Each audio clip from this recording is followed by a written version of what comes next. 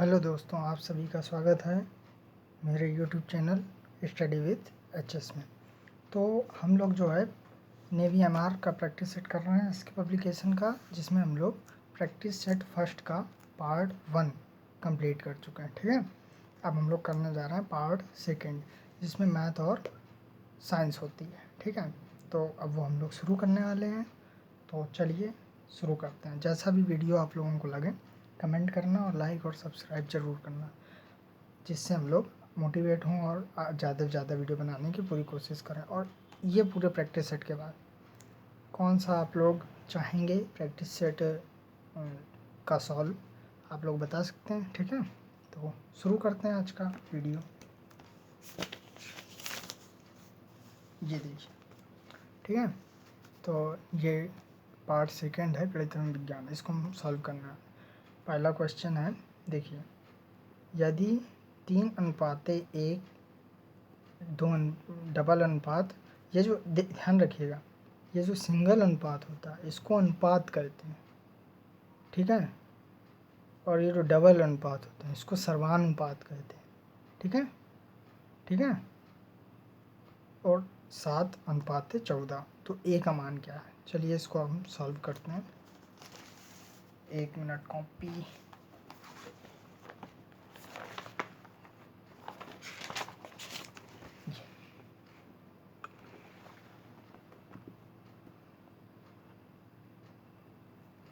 ठीक है,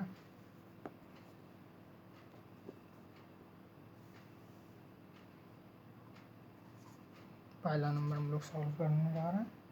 3:7:7:14, ये हम लोगों को सॉल्व करना है। ठीक है, तो चलिए शुरू करते हैं।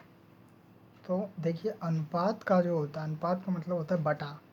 ठीक है, पहले वाले अनुपात को, जो सिंगल अनुपात होता है।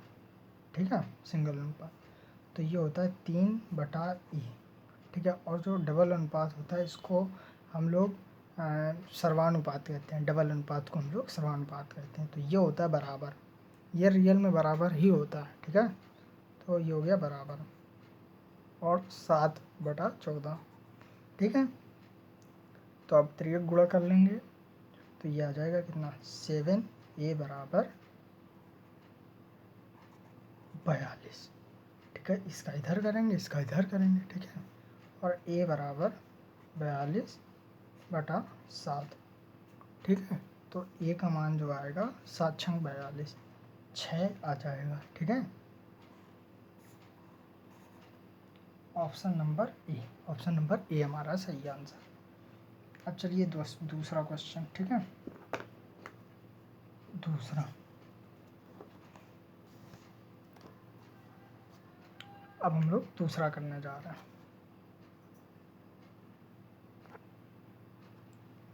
देखते हैं दूसरे में क्या कह रहा है। दूसरे में कह रहा है, यदि त्रिभुज का क्षेत्रफल 45 मीटर स्क्वायर है एवं आधार 12 सेंटीमीटर हो तो इसकी ऊंचाई बताइए। चलिए इसे भी हम लोग सॉल्व करते हैं। ठीक है,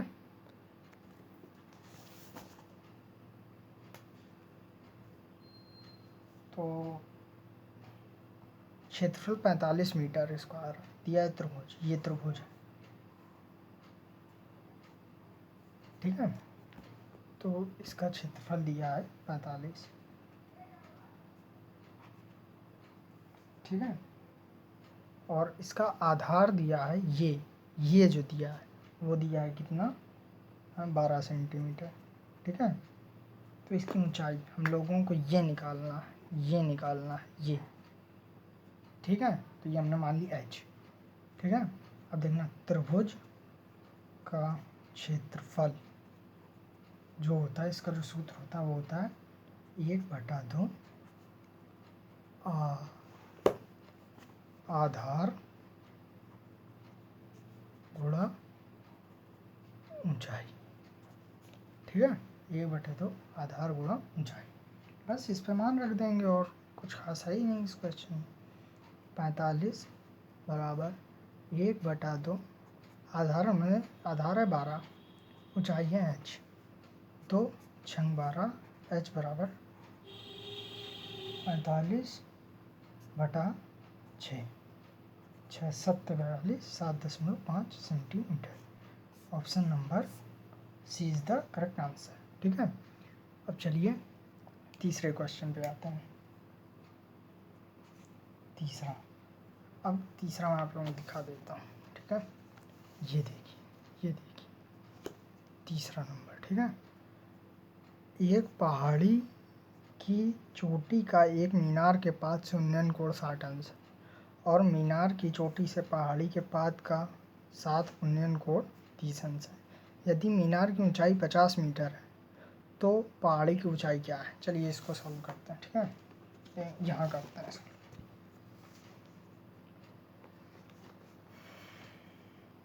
कौन सा? तीसरा नंबर। ये कह रहा है एक पहाड़ी की चोटी का एक मीनार के पाद से, ये देखिए सबसे पहले यहाँ पर एक छोटा सा कॉन्सेप्ट आप लोग जान लीजिए, ध्यान रखिएगा जो पहाड़ होता है, पहाड़ वो हमेशा मीनार से बड़ा होता है।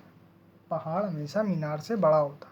अब आप लोग खुद बताइए, जो लोग शिमला जाते हैं घूमने, शिमला मान लो कोई गया घूमने, तो वो यही तो कहेगा ना कि मेरी बिल्डिंग से पहाड़ बहुत अच्छा दिखता है। तो इसका मतलब ये थोड़ी ना है कि पहाड़ बिल्डिंग के नीचे है, ये तो नहीं होता है ना। इसका मतलब है कि पहाड़ उससे ज़्यादा ऊंचा है, बहुत ऊंचा है। समझ लो, जितने भी जैसे कुल्लू मनाली होता है, जैसे कि लद्दाख के कुछ एरिया होते हैं, तो उन सब में बता रहे हैं जो पहाड़ होता है, ध्यान रखिएगा पहाड़ हमेशा जो घर, मीनार, दीवार कुछ भी होता है एनीथिंग, उससे बड़ा होता है। यहाँ पे वो कॉन्सेप्ट जिससे आ गया उससे क्वेश्चन आ गया, वरना नहीं आया। देखिएगा यहाँ पे कह रहा है एक पहाड़ी, आप लोग क्वेश्चन देख लीजिए, ये एक पहाड़ी की चोटी एक मीनार से 5 से उन्नयन कोण 60 अंश है। ये देखिए ये मीनार है, ये पहाड़ है। ठीक है, और उसके बाद कह रहा है मीनार की चोटी से पहाड़ी के पाद के साथ 30 अंश तथा मीनार की ऊंचाई 50 मीटर हो तो पहाड़ी की ऊंचाई क्या है? देखिए ये है हमारी मीनार। ठीक है, अब ये कह रहा है मीनार के सिरे से पहाड़ी के पाद तक ये दिया है उसने 30 अंश। ठीक है, और फिर वो कह रहा है पहाड़ी के सिरे से मीनार के पाद तक ये दिया है उसने 60 अंश। ठीक है, तो जितनी मान लीजिए x ये होगी तो उतनी x ये भी होगी। क्यों? क्योंकि ये इतना एक तरीके का वर्ग हो गया ना। ठीक है, इसलिए तो रेड वाला लेते हैं। हाँ ठीक है, तो अब जैसे इसमें आगे क्या कह रहा है, आगे कह रहा है मीनार की चोटी से पहाड़ी के पास 30 अंश है, मीनार की ऊंचाई 50 मीटर। देखिए मीनार की ऊंचाई 50 मीटर है, ये है 50। ठीक है, ये अगर 50 है, 50 इतनी है तो इतना तो मान लो वर्ग है, तो ये हो गया भैया 50। वैसे ये वर्ग आयत कह सकते हैं, क्योंकि आयत के आमने सामने बुझाए बराबर होता है। ठीक है, और उसका अगर इतनी 50 है, इतनी, ठीक है, तो ये पूरी कितनी होगी? तो ऑब्वियसली सी बात है, पूरी इतनी हमने मान ली h, तो पूरी होगी 15 प्लस h। ठीक है, इतनी बात समझ में आई? ठीक है, तो आगे बढ़ते हैं। तो अब हम लेते हैं त्रिभुज, कौन सा? ये वाला त्रिभुज, देखिएगा ये वाला। ठीक है, चलो नाम दे देते हैं ABC। ठीक है, ABC, त्रिभुज ABC में। ठीक है, tan 30 अंश बराबर 10/h, 15/x। ये त्रिभुज ABC। चलिए पहले ये वाला ले लेते हैं तो सही रहेगा बनाने में, क्योंकि ये 30 अंश तो यहाँ है ना, सॉरी ABC। ठीक है, तो ये हम लिख रहे हैं D, ये आएगा DBC में tan 30 अंश बराबर 50/x। tan थीटा, ये देख लीजिए tan थीटा बराबर लंब बटे आधार से। ठीक है, तो ऐसे, ठीक है। अब टेन तीसंस का मान होता है 1/√3 बराबर 50/x। अब देखना x बराबर 50√3 समीकरण 1, ठीक है, इतना हो गया। अब हम लोग ये वाला देखिए, अब हम लोग ये वाला त्रिभुज लेते हैं, ये वाला, अभी ये वाला लिए थे, ये है ना DCB DBC लिए थे, अब लेंगे ABC, ठीक है, त्रिभुज ABC में, ठीक है, त्रिभुज ABC में। तो फिर से टेन मतलब थीटा लगा देंगे, तो इस बार लेंगे 10 60 अंश बराबर। अब 10 60 अंश बराबर होता है लंब बटे आधार, तो यहाँ लंब है 15 + h, इधर लिखेंगे 15 + h बटे आधार है x, ठीक है, आधार है x। तो अब 1/√3 x बराबर 15 + h। देखो ये √3 है, ये गलत होगा, √3 x बराबर 10 60 अंश मान होता है √3 इधर पे रखेंगे, ये गुणा हो जाएगा 15 + h, ठीक है।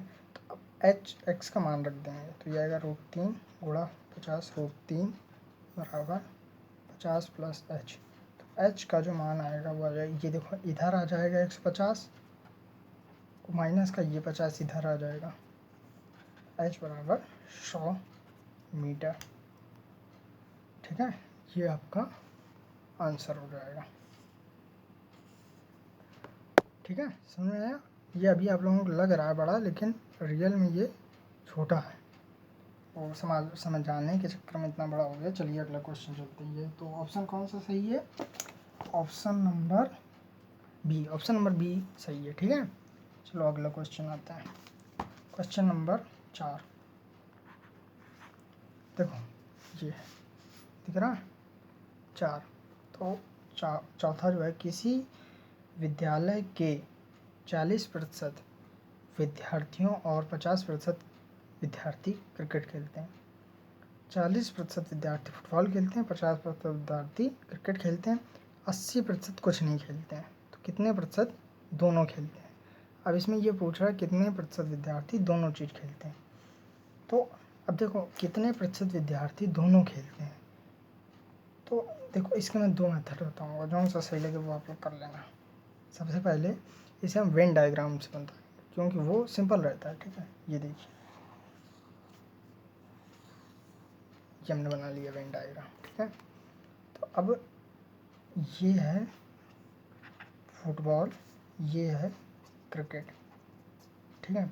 अब वो कह रहा है किसी विद्यालय के 40% विद्यार्थी फुटबॉल, मतलब 40% विद्यार्थी फुटबॉल खेलते हैं, ये 40%, ठीक है। 50% विद्यार्थी क्रिकेट खेलते हैं, ये 40 हैं, ये 50 है, ये 40 है, ये 50 है, ठीक है। ये फुटबॉल खेल रहा है, ये क्रिकेट खेल रहा है। 18% कुछ नहीं खेल रहा है। अच्छा, कुछ नहीं खेल रहा है, इसका मतलब ये 18 इधर है, 18% कुछ नहीं खेल रहा, कुछ नहीं खेलना मतलब कॉमन हो रहा है ना, तो ये इधर आ गया।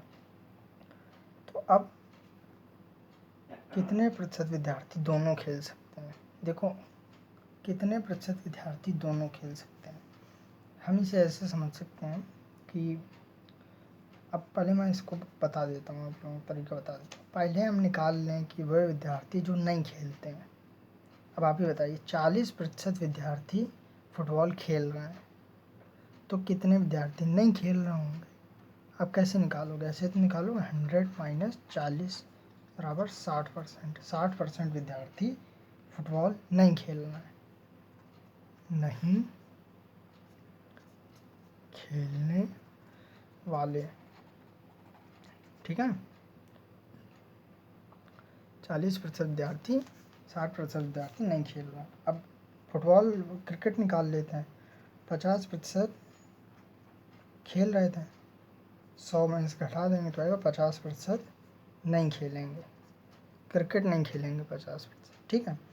अब 18% दोनों नहीं खेलते हैं। अब देखना, अब तीनों मान जो है वो बराबर आ गया, 18% दोनों नहीं खेलते हैं। अब देखना गौर से, फिर से हम डायग्राम बनाएंगे, हम दूसरे पेन से बनाते हैं। ये है, ठीक है। तो ये है इस समय 60%, ये है 50%, 18% नहीं खेल रहे, मतलब ये है सारे मान नहीं खेलने वालों के। अब 18% ये हैं जो नहीं खेल रहे हैं, ठीक है।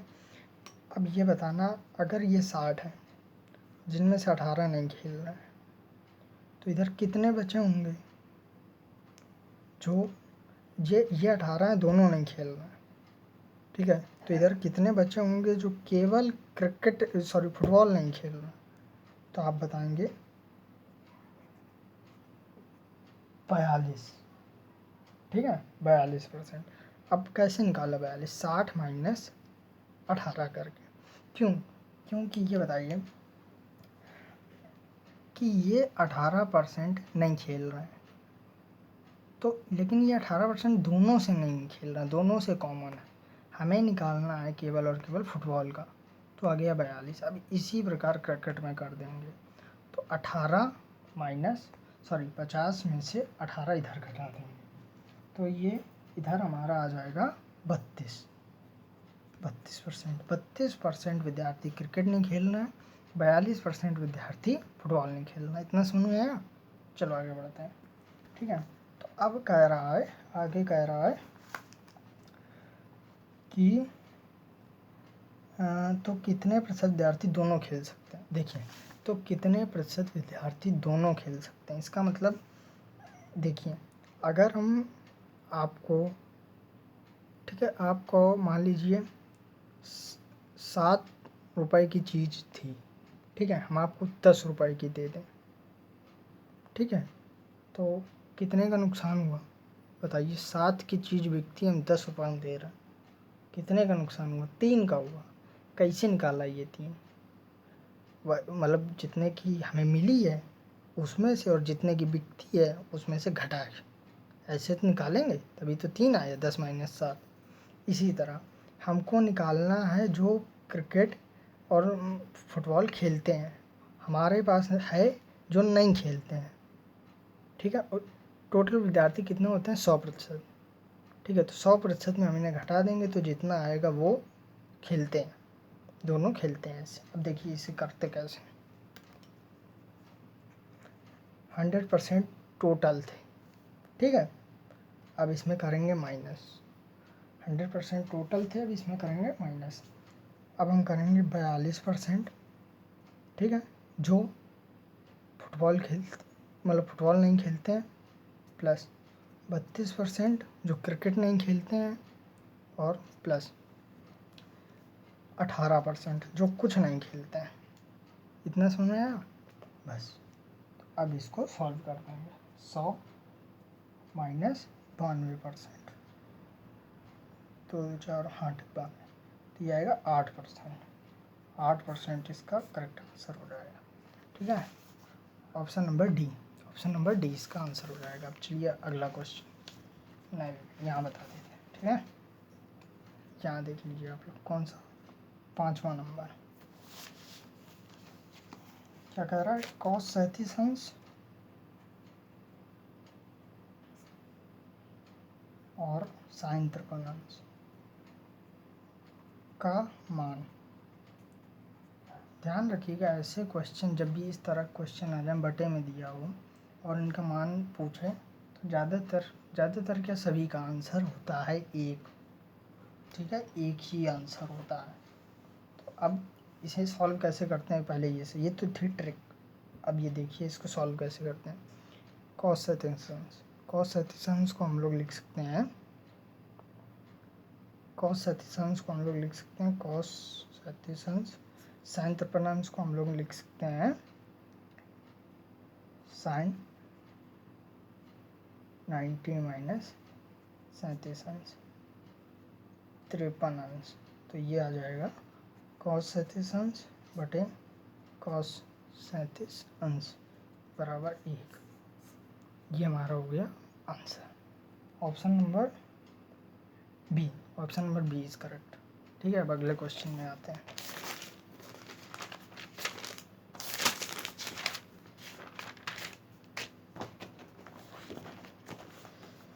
अगला क्वेश्चन है, दो साइकिलों में से, ये देखिए दिख रहा, दो साइकिलों में से प्रत्येक 3,990 रुपये में बेची गई, जिस पर 5% लाभ, दूसरे 5% की हानि हुई, तो पूरे सौदे में लाभ हानि का प्रतिशत बताओ। अब देखना 6वां नंबर है ये, देखना मैं इसे एक ट्रिक से बताने वाला हूँ। हो सकता है ये आप लोगों को थोड़ा सा ना समझ में आए, लेकिन जैसे ये आ गई उससे कई सारे एग्जाम निकल जाएंगे। देखिएगा ट्रिक क्या है। दो साइकिलों में से प्रत्येक, मतलब हर एक साइकिल 3,990 रुपये में बिक रही है, हर एक साइकिल। अब इसका मतलब पता है क्या, इसका मतलब ये दोनों साइकिलों का जो विक्रय मूल्य है वो बराबर है। ठीक है, इतना समझ आ रही। हाँ, अब इससे पहले हम, अगर आप लोगों को अनुपात निकालना नहीं आता तो मैं बता देता हूँ। जैसे ये दिया हो 5%, तो ये होता है 1/20। अब ये 1/20 कैसे आएगा, इसको हम ऐसे सॉल्व करेंगे, दूसरे पेन से बताते हैं। इसे ऐसे सॉल्व करेंगे, 5/100 प्रतिशत है ना, तो 100, तो ये आ जाएगा 1/20। ये इसका अनुपातिक मान है, चीज़ वही, बस इसका अनुपातिक मान है। ठीक है, और जैसे दिया हो 20%, तो इसका मान होता है 20/100 और 1/5, इतना ध्यान रखिएगा। अच्छा, अब जैसे दिया हो 20% में, इसी में 20% लाभ कर दें, 20% लाभ, तो इसका मान तो होता है 1/5, पर 20% का मान, लाभ का मतलब क्या होता है, 5 रुपये की चीज़ पे 1 रुपये का लाभ। तो इसको हम कैसे लिखेंगे, 5 रुपये की चीज़, इसका मतलब 5 रुपये में खरीदी, 6 रुपये में बेची, लाभ कितने का हुआ, 1 का हुआ। इतना समझ में आया। चलिए बस यही क्वेश्चन, मतलब इसी ट्रिक पे हम ये क्वेश्चन सॉल्व करेंगे। दो साइकिलों में से प्रत्येक 3,990 रुपये में बेची गई, जिसमें एक पर 5% का लाभ, दूसरे पर 5% की हानि, लाभ हानि प्रतिशत। देखना, पहले में कह रहा है जिस पर 5% का लाभ, तो 5% का मान होता है 5/100, 1/20। तो कह रहा है कि 5% का लाभ हुआ, मतलब 20 से हो गई 21। इतना समझ आया, 20 से हो गई 21। फिर वो कह रहा है कि 5% की हानि हुई, इसका मतलब 20 से हो गई 19। समझ में आ रहा है। तो अब वो ये कह रहा है कि लाभ हानि प्रतिशत बताना, तो लाभ हानि प्रतिशत बताना है, लेकिन इतना ध्यान रखना कि हमें विक्रय मूल्य बराबर करना है। इसमें देखो इसमें शुरू में कह दिया है कि दोनों का विक्रय मूल्य बराबर, ये देखो दिखा, विक्रय मूल्य दोनों का 3,990 है। तो अब विक्रय मूल्य बराबर करना है हमें, तो विक्रय मूल्य बराबर होगा कैसे, ये भी समझो। तो विक्रय मूल्य बराबर करने के लिए ये जो मान है, इन दोनों को बराबर करना पड़ेगा, दोनों को बराबर करना पड़ेगा। अब दोनों बराबर करना कैसे पड़ेगा, देखो नियम ये होता है कि जब दोनों का मान बराबर करना हो, बराबर नहीं हो, तो नीचे वाले का ऊपर गुणा, ऊपर वाले का नीचे गुणा। फिर से सुन लीजिए, नीचे वाले का ऊपर, 19 का गुणा दोनों में करेंगे, यहाँ 19 का, फिर 21 का यहाँ करेंगे। ठीक है, बराबर करने के लिए। तो चलिए करते हैं इसे, 20 × 19 अनुपात 21 × 19, 20 × 21 अनुपात 19 × 21। ठीक है, अब इसको हम सॉल्व करेंगे, तो ये आ जाएगा लगभग 19 दूनी और 380 अनुपात 80 है, 0 है ये। ठीक है, और 19 से 19 का 399। ठीक है, और ये आएगा कि दोनों वैल्यू 420 अनुपात 700, 420 अनुपात 399। ये देखो, ये दोनों मान बराबर है। ठीक है बराबर। ये देखो, ये दोनों मान बराबर है। अब जब ये दोनों मान बराबर हैं तो इन्हें हम जोड़ देंगे। ये आ गया 800 और ये आ गया 798। इतना समझ में आया, जोड़ दिया, इन दोनों को जोड़ दिया। अब देखना, तो अब 800 रुपये की कोई चीज़ थी, 798 में हम बेच रहे हैं, इसका मतलब दुकान वाला ठग रहा है। ठीक है, वो उल्लू समझता है तुम्हें। तो 2 रुपये का नुकसान हो रहा है। तो अब ये जो 2 रुपये का नुकसान हो रहा है, ये देखिए 2 रुपये का नुकसान हो रहा है। ठीक है, तो फिलहाल ये 2 रुपये का तो जो नुकसान हो रहा है, तो ये कितने पर नुकसान हो रहा है? आप यही तो कहोगे ना कि ये 800 पर नुकसान हो रहा है, क्योंकि 800 की जो मतलब चीज़ होती है वो हमें 798 में दे रहा। ठीक है, 7 तो 2 रुपये का, तो ये 2 रुपये की 800 पर 2 रुपये। ध्यान रखना, जिस पर या से आ जाए ना वो हमेशा बटे में रहता है। तो जैसे ये 200 का 800 पर, 2 का 800, ये 2 बटा 800 गुणा 100, लाभ या हानि, लाभ हानि प्रतिशत होता ही है। सूत्र में बता दूं, लाभ हानि प्रतिशत का लाभ प्रतिशत या हानि प्रतिशत बराबर लाभ बटा क्रय मूल्य गुणा 100। ध्यान रखिएगा, लाभ बटा क्रय मूल्य गुणा 100 ये होता है। ठीक है, तो अब बस सॉल्व कर देंगे हम लोग। 1/400 गुणा 100 बराबर 0.25% हानि। अब ये बताइए हानि हुई, ये हमने कैसे पता किया कि हानि? मान तो आप निकाल लेंगे, ये कैसे पता किया कि हानि? आप खुद बताइए। ये देखिए, आप खुद बताइए, 800 रुपये की चीज़ खरीदी, 798 में बेची। ठीक है, तो हमें 2 का ही तो नुकसान होगा। अब ये बताओ, 5 रुपये का पार्ले जी आप लोगों ने खरीदा और 2 रुपये में बेच दिया सड़े हुए पार्ले जी। ठीक है, तो 3 का ही तो नुकसान हुआ, वही है ये। ठीक है, अगला क्वेश्चन देखते हैं। अगला क्वेश्चन है, यदि x अनुपात y बराबर 3:4 तो 7x + 3y अनुपात 7x - 3y। ये तो बहुत सिंपल है। देखिए 7वां नंबर क्या दिया है, x अनुपात y बराबर 3:4। ठीक है, तो कह रहा है 7x + 3y अनुपात 7x - 3y का मान बताना है। ये बताना है हम लोगों को। तो देखिए 7 × 3 + 3 × 4 अनुपात 7 × 3 - 3 × 4। बस इसे सॉल्व कर लीजिए। 7 × 21 + 12 21 - 12, तो ये आ जाएगा 33 अनुपात 12, 33 अनुपात, और ये कितना है 33 अनुपात 9, 33 अनुपात 9। तो ये हमारा आ जाएगा आंसर 33 अनुपात 9।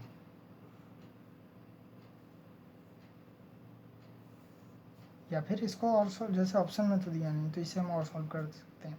11 × 33, 3 × 9, इसे हम ऐसे भी सॉल्व कर सकते हैं। ठीक है, तो option number C is the correct answer. ठीक है, अब अगले पे आते हैं हम लोग। ठीक है, अगला है 3a + 5b, यहीं कर देते हैं। 8वां नंबर, सॉरी 8वां, हाँ ये 8वां, नए पेज में करना पड़ेगा यार, बनेगा।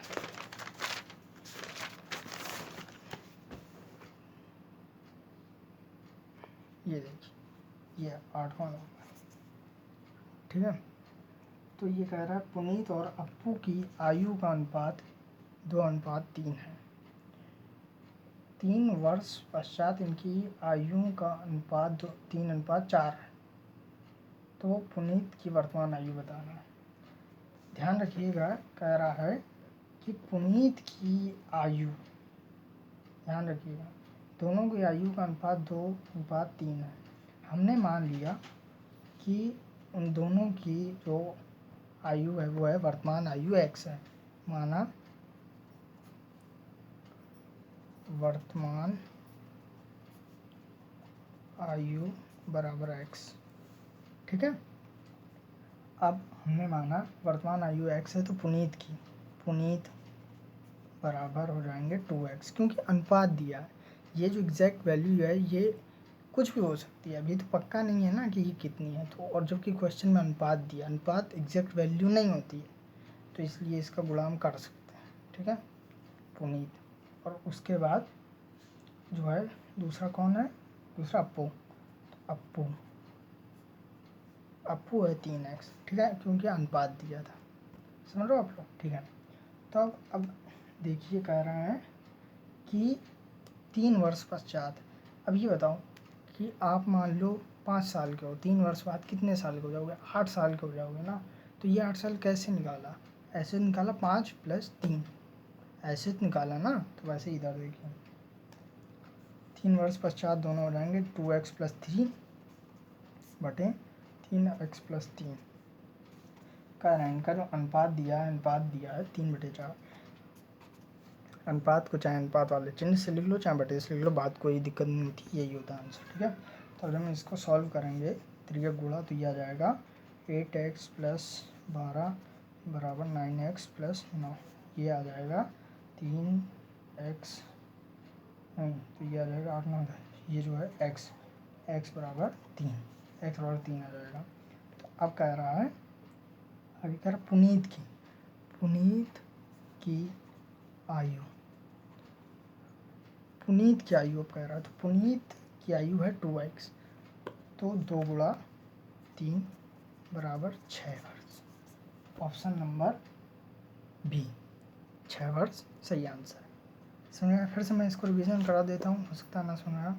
वर्तमान आयु x हमने दोनों की मान ली थी, पुनीत की हो गई 2x क्योंकि अनुपात दिया था, अप्पू की हो गई 3x। 3 वर्ष पश्चात की दोनों में 3 जोड़ दिया, उनका अनुपात दिया था। ठीक है, हल कर लिया। और बाद में पुनीत की आयु कह रहा था, तो 2x थी, 2 × x का मान रख दिया। ठीक है, 9वां नंबर देखिए, स्क्रीनशॉट लेते हुए चलिएगा आप लोग। ठीक है, 9वां नंबर देखते हैं अगला क्वेश्चन। 3a + 5b बटे 3a - 5b बराबर 5। तो अनुपात बहुत सिंपल क्वेश्चन है। मैं बता दूं कि इतने सिंपल तो नहीं आते हैं, रियलिटी बताओ। लेकिन अगर ये नहीं आप सीखें तो इनसे अपर लेवल के करना मुश्किल होगा। ठीक है, तो इसलिए ये तो बहुत ज़रूरी है प्रैक्टिस है। ठीक है, तो चलिए शुरू करते हैं। त्रियक गुणा कर लेते हैं, इधर पटे में 1 मान लेना। ठीक है, त्रियक गुणा कर लेते हैं।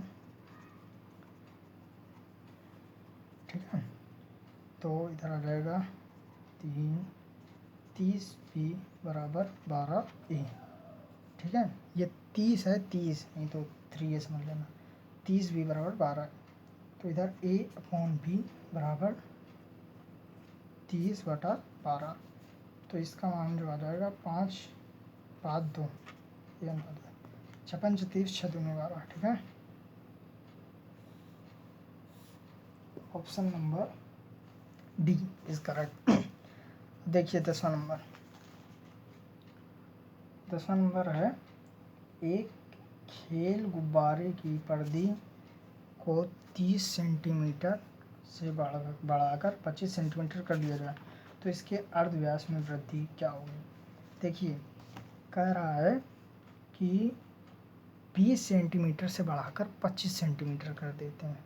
ठीक है, देखिएगा आप लोग, 20 सेंटीमीटर से बढ़ाकर 25 सेंटीमीटर, ये है, ये मान लीजिए गुब्बारा है। ठीक है, अर्धव्यास का मतलब होता है त्रिज्या, ये त्रिज्या r है, r त्रिज्या। ठीक है, अब वो कह रहा है इसकी परिधि को 20 से बढ़ाकर 25 कर दिया है। पहले ये आई थी, जब इसकी पहले परिधि थी वो थी 2πr, पहले जो परिधि थी वो थी इसकी 2πr। तो पहले परिधि थी इसकी 20। ठीक है, 20 सेंटीमीटर बराबर 2πr, समीकरण नंबर 1 हमने मान लिया। ठीक है, और फिर एक और जब है ये, तो इसकी मान लीजिए r, तो इसकी परिधि जो है परिधि बराबर 2πR, तो इसकी परिधि जो है वो गई है 25 सेंटीमीटर। 2πR बराबर 25, समीकरण नंबर 2। समझ में आ रही है कि ये स्पर्धी जो होती है वो 2πr होती है, बस उसमें मान रख दिया और कुछ नहीं किया। ठीक है, अब कह रहा है कि कितने में वृद्धि हुई, ये बताना। कि 4 टॉफ़ी थी और 10 टॉफ़ी हो गई। 4 टॉफ़ी थी, 10 टॉफ़ी हो गई, तो कितने की वृद्धि हुई? यही तो बताओ कि 6 की वृद्धि हुई। तो ये 6 कैसे निकालें? 10 में से 4 घटाए हैं तभी तो 6 निकला। वही इधर भी कह रहा है, यहाँ कह रहा है कि वृद्धि हुई है, 20 से 25 में वृद्धि हुई है। तो इसका मतलब समीकरण 1 में समीकरण 2 हम घटा दें। ठीक है, तो जब हम दोनों को हटाएंगे तो देखना 2πr माइनस का 2πr बराबर 25 माइनस 20। ठीक है, तो अब जब हम 2π कॉमन ले लेंगे, r माइनस स्मॉल r बराबर 5, तो r माइनस स्मॉल r बराबर 5/2π। यही होगा answer. Option number C is the correct. चलिए अगले पे आते हैं।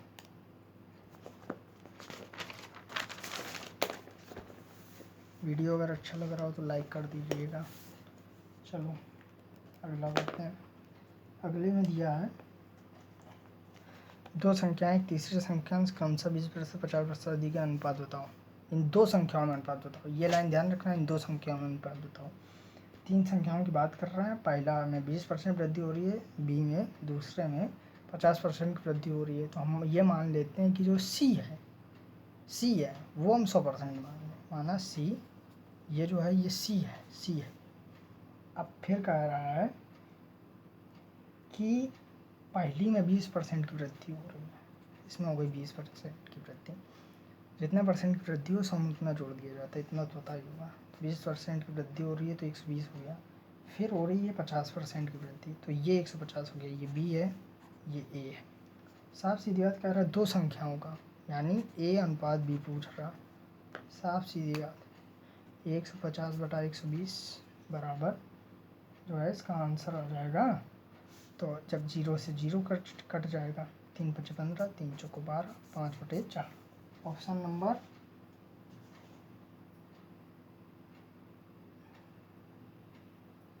ऑप्शन नंबर बी होना चाहिए, 4/5। इन 2 संख्याओं में, अच्छा हाँ ठीक। तो इन दोनों का अनुपात कह रहा है ना, तो ये 120/150 बराबर 4/5। ठीक है, option number B is the correct answer. ठीक है, अब अगले पे चलते हैं हम लोग। जहाँ भी ना समझ में आए कमेंट में बताइएगा, मैं पक्का कल दोबारा इसे सॉल्व करूँगा। चलो अगले में बढ़ते हैं। Question number 12। ए बी की वार्षिक आयों में 4 अनुपात थी तथा उनके वार्षिक व्ययों में 3:2 का अनुपात है।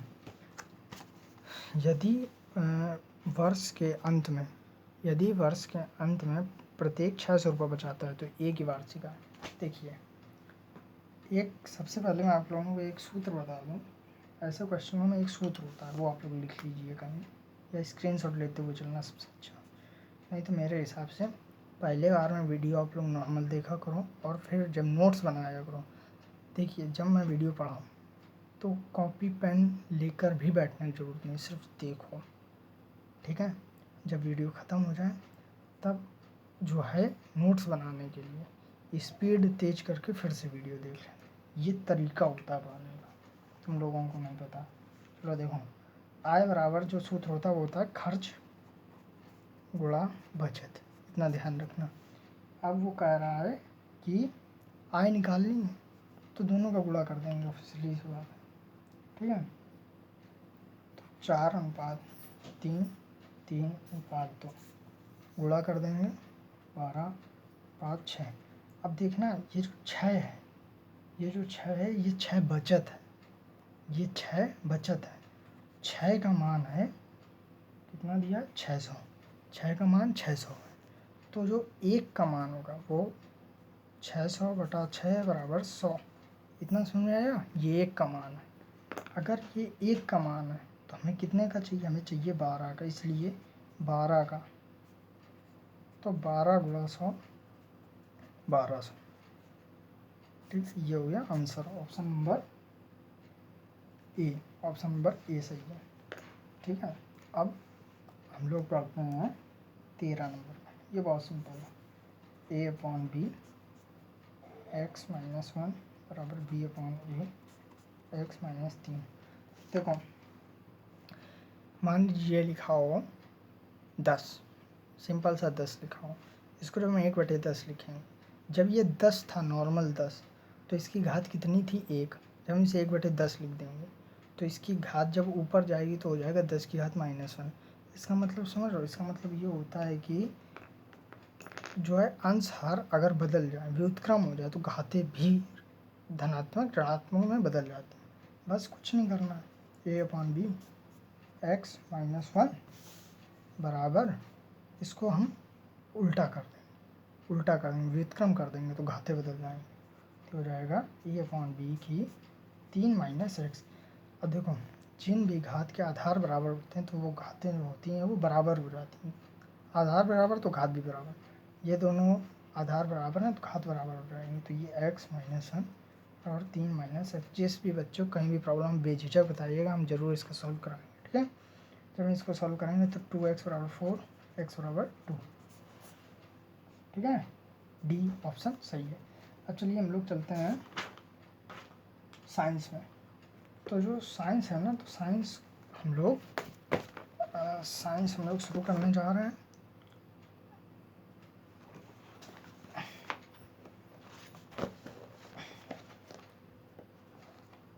मेरे खुद राइटिंग से लिखे हुए, क्योंकि जो लिखे हुए जो थ्योरी वाली क्लास होती है ना, उसमें लिखे हुए समझो तो ज़्यादा अच्छे समझ में आती है मेरे हिसाब से। तो चलिए शुरू करते हैं। ठीक है, 1 मिनट। हाँ अब ठीक है।